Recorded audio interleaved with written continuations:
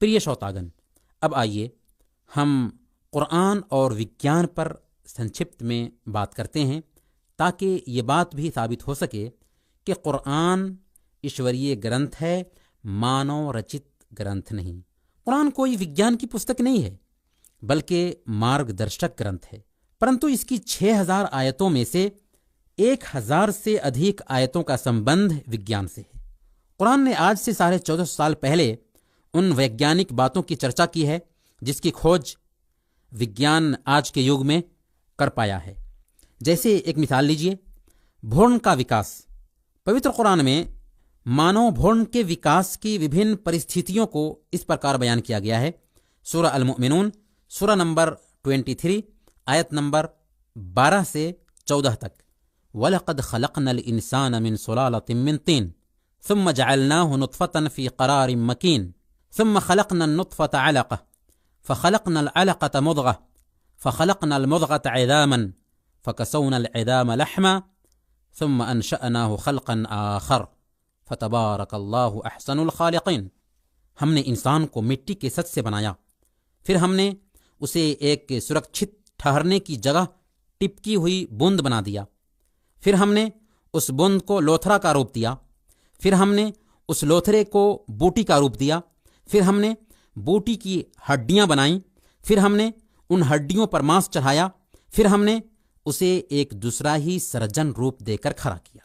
अगर कोई कहता है कि कुरान मोहम्मद सल्लल्लाहु अलैहि वसल्लम की रचना है, तो उसे सोचना चाहिए कि आज से 1450 साल पहले मोहम्मद सल्लम को ये कैसे पता चल गया कि माँ के पेट में गर्भ का विकास कैसे होता है। ये इस बात के लिए प्रमाण है कि कुरान मोहम्मद सल्लल्लाहु अलैहि वसल्लम का बनाया हुआ नहीं, बल्कि ईश्वरीय वाणी है।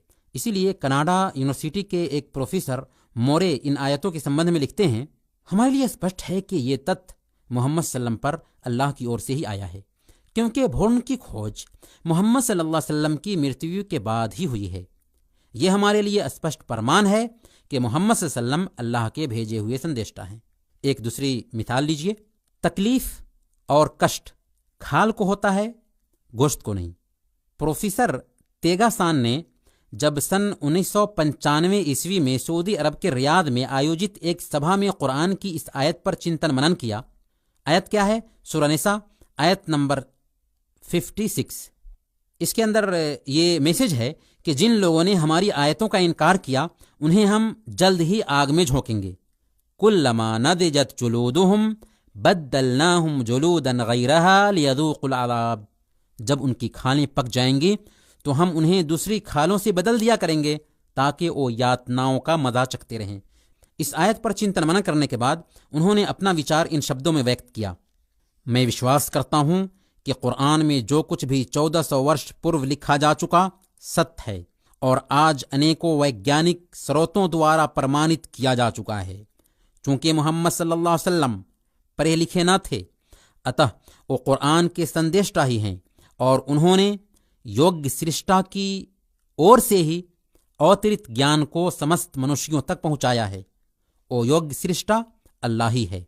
इसलिए लगता है कि वो समय आ गया है कि मैं गवाही देते हुए पढ़ूं। फिर उन्होंने कहा, अशहदु अल्लाह इलाहा इल्लल्लाह व अशहदु अन्ना मुहम्मदर रसूलुल्लाह। मैं गवाही देता हूं कि अल्लाह के अलावा और कोई सत्य पूजनीय नहीं, और मैं गवाही देता हूं कि मोहम्मद सल्लल्लाहु अलैहि वसल्लम अंतिम संदेष्टा हैं। फिर उसी समय उन्होंने इस्लाम स्वीकार कर लिया। एक और मिसाल लीजिए, साइंस कहती है कि विश्व गैसी धातु से बना है और विश्व शुरू में धुआं ही धुआं था। ये बात कुरान ने आज से 1450 साल पहले बयान कर दी थी। सूरा फुस्सिलत, सूरा नंबर 41, आयत नंबर 11। सुम्मा इस्तवा इला समाई वहिय दुखान। फिर आसमान की तरफ मुतवज्जा हुआ जो उस समय मात्र धुआं था।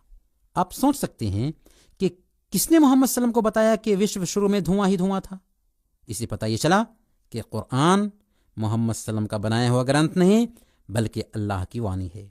उसी तरह वैज्ञानिक इस बात पर सहमत हैं कि जीवन की शुरुआत पानी से हुई है और पानी से ही सारी जानदार चीजें बनाई गई हैं। यही बात कुरान ने آج سے 1450 سال پہلے بیان کر دی تھی۔ سورہ انبیاء سورہ نمبر 21 آیت نمبر 30، وَجَعَلْنَا مِنَ الْمَاءِ كُلَّ شَيْءٍ حَيٍّ، ہم نے پانی سے ہر زندہ چیز کو پیدا کیا۔ یہاں پر بھی وگیان کی بات اسپشٹ روپ میں سامنے آ رہی ہے کہ پانی سے ہی جب ساری چیزیں پیدا کی گئی ہیں اور وگیان کو آج پتہ چل رہا ہے، تو آج سے 1450 سال پہلے اس بات کا ورنن قرآن میں پایا جاتا ہے۔